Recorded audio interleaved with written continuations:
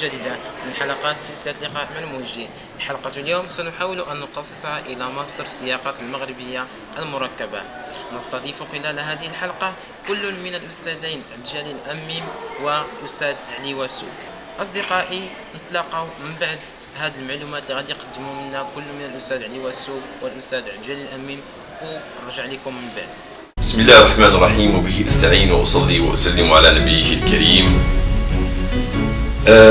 أشكرك بداية على هذه المبادرة الطيبة والتي شخصيا أزكيها وأزكي هذا الجهد الذي تقوم به فيما يخص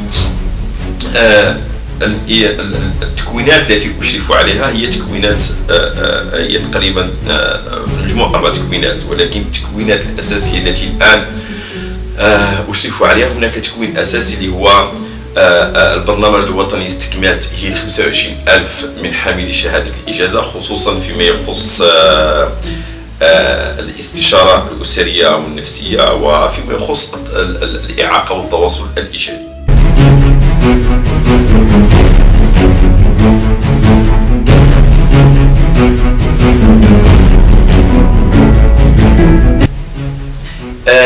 إضافة إلى هذا البرنامج هناك ماستر بيداغوجية السياقات المغربية المركبة، وهو ماستر جديد، ماستر متنوع اللغات ب3 لغات: اللغة العربية واللغة الفرنسية واللغة الإنجليزية.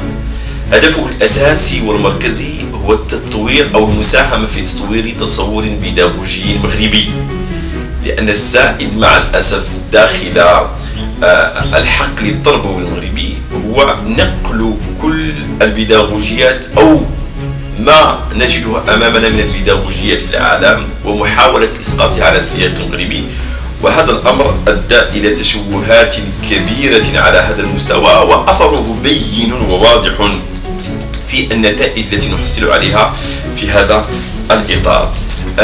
هذا الماستر الذي طورته بمعية أخي وزميلي الأستاذ علي واسو، والذي يعني نتابعه في كل صغيرة وكبيرة، ونحاول بمعية زملائنا الآخرين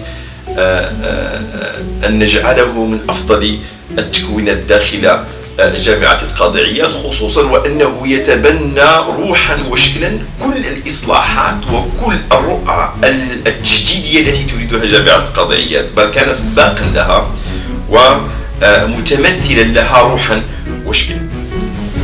إضافة إلى هذا الجانب اللي هو جانب نظري، أن نجعل من هذا الماستر كذلك في جانب تطبيقي، جانب لأنه هو الماستر الوحيد الذي فيه مشروع نهاية الدراسة اللي هو ذات طبيعة نظرية عملية، وكذلك فيه ما يسمى بالبروجي بروفيسيونيل أو المشروع المهني، والذي غالبا ما سنقوم به في إطار مجموعات عمل مختلفة. لنا شراكات والحمد لله مع عدد من الهيئات والمؤسسات الوطنية والدولية، ونحاول جهد المستطاع بإمكاناتنا المتواضعة أن نكون عند حسن ظن طلبتنا وكذلك عند حسن ظن مؤسساتنا وهذا الوطن الكريم. Alors le master P2CM, pédagogie des contextes complexes marocains, l'Arabia Mesbek, et la consécration de plusieurs années de travail dans le cadre du laboratoire LCP Soboul, Socio-Lisaniyat Pédagogie au Tawasul. Donc, comme son intitulé l'indique, c'est l'illustration même de l'insertion de l'université marocaine dans son environnement socio-économique, culturel et historique. C'est une formation digne de la société du 3e millénaire, dite de l'information et du savoir, dont les mots d'ordre sont diversité, donc sur tous les plans, diversité linguistique, diversité culturelle, multiculturelle aussi, etc. Et puis diversité aussi eu égard au contenu même de l'information qui fait intervenir des spécialistes de tous les horizons. Nos étudiants sont aussi issus de divers horizons. Pour la première promotion, on en compte pas moins de 14 champs disciplinaires différents. Il y a aussi les mots d'ordre aussi sont les plus importants, sont aussi complexité, c'est un mot-clé dans notre cheminement intellectuel et professionnel. La complexité dans le sens où la société marocaine est plus complexe que n'importe quelle autre société relevant du monde du temps donc moderne ou post-moderne, d'autant plus que la société marocaine est une société qui marche à plusieurs vitesses. On peut en inventorier au moins trois. Nous sommes bien entendu traditionnels, nous sommes aussi modernes, nous pouvons même prétendre à une certaine post-modernité, mais vraiment à des proportions inégales. Nous avons pour vocation de former des pédagogues spécialisés dans tout ou presque donc les complexités sociétales qu'elles relèvent donc du monde de l'économie, de la politique, donc il peut être aussi culturel, linguistique, etc. En fin de compte, le pédagogue que nous souhaiterons former, c'est le lieu où les problèmes, à défaut d'être atténués ou réglés, ne prennent jamais naissance.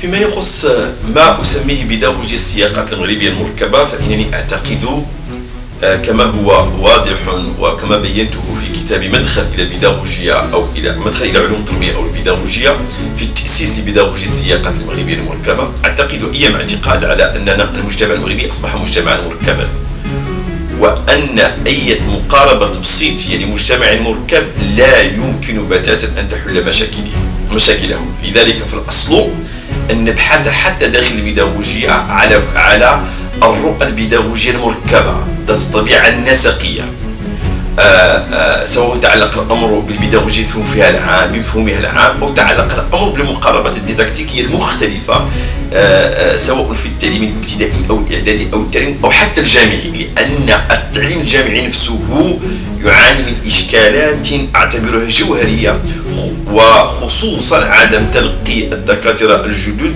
لأي تكوين فيما يتعلق بديداكتيك التعليم العالي ولا بالبيداغوجيا، فنعطيهم مباشرة الأقسام ونعطيهم المدرجات بدون أن تكون لهم أدنى خلفية بيداغوجية للتعامل لا مع المادة المعرفية تفكيكا وتحليلا وطريقة عرض يعني جانب ديداكتيكي، ولا كيف يتعاملون مع شباب وصل إلى سن 18 19 20 سنة. هذا الأمر يعني البيداغوجيا أو التدريس ليس معطى جاهز، التدريس يتعلم كذلك وكفايته تتعلم كذلك. لذلك فعلينا أن نسعى إلى أن يصبح أساتذتنا الذين يوظفون في قطاع التعليم العالي بالخصوص لهم خلفية بيداغوجية ديداكتيكية رصينة كي نحصل النتائج المرجوة من هذا. أصدقائي، من بعد ما سمعنا كل هذه المعلومات الكافية حول ماستر إلى بيداغوجيا السياقات المغربية المركبة، غادي نخليكم الآن مع مجموعة ديال الارتسامات لمجموعة ديال الطلبة اللي كيقراو بالماستر باللغة العربية والفرنسية بالإضافة كذلك إلى اللغة الإنجليزية. أصدقائي، لا تذهبوا بعيدا. بسم الله الرحمن الرحيم. أمل ولي الدين، طالبة في ماستر بيداغوجيا السياقات المركبة المغربية. لي كل الفخر أن أكون ضمن هذه التركيبة المركبة حقا، ولي كل الفخر أن أكون ضمن مجموعة من الطلبة والأساتذة المتفوقين المتميزين، وأتمنى بالمناسبة لهذا الماستر المزيد من التألق في سماء البحث والتكوين. شكرا. Abdelhak Sobri, je suis étudiant en master de la pédagogie des contextes complexes marocains. C'est un nouveau master qui vient de commencer à la faculté des lettres et des sciences humaines de Marrakech. Ça fait 2 ans.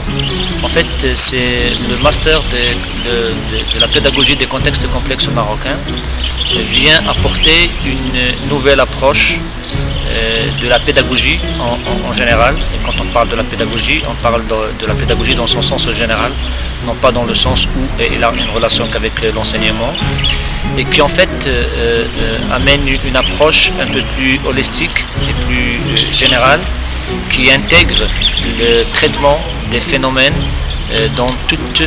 sous toutes leurs dimensions, quitte à ce que nous prenions dans le cadre de nos études et analyses et traitements des phénomènes plusieurs aspects et intégrer plusieurs dimensions du phénomène. Nous sommes une vingtaine, plus particulièrement 24 étudiants, qui venons de différents horizons et de différentes filières. Le master regroupe 13 filières et spécialités, ce qui nous donne une certaine homogénéité quand même dans une certaine hétérogénéité, et ce qui fait que ce qui enrichit de plus en plus les apports de chacun de nous à ce master. Nous espérons à travers ce master justement contribuer à la formation des pédagogues de la complexité qui intégreront le phénomène complexe de notre société. My name is Fouad Abdadi. I'm a student at the Master of the Pedagogy of Moroccan Complex Context. This master is a new paradigm which entails talking about complexity in its general sense. We know the fact that Moroccan is a complex context, so we have to opt for a new approach, which is complexity thinking. And this complexity is a new paradigm and pedagogy that we opt for in the Faculty of Arts and Human Sciences is different from the meaning of pedagogy, for example, in the Faculty of Sciences of Education in Rabat, in the sense that we try to opt for a new pedagogy that tries to get open to other pedagogies. It does include different pedagogies in order to solve some complex problems in the Moroccan context.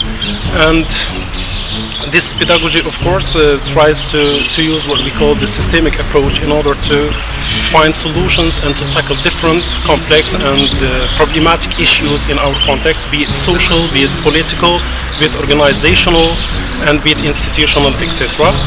And this new pedagogy, of course, is opted by Mr. Abdjelil Amim, who is one of the pioneers, or let's say he is the only person here in Morocco who is interested in this pedagogy, and he has got a very interesting book which is مدخل إلى بيداغوجيا السياقات مدخل إلى البيداغوجيا نظرة مغايرة, which has brought into being a radically different pedagogy in which can be opted for in the Moroccan context.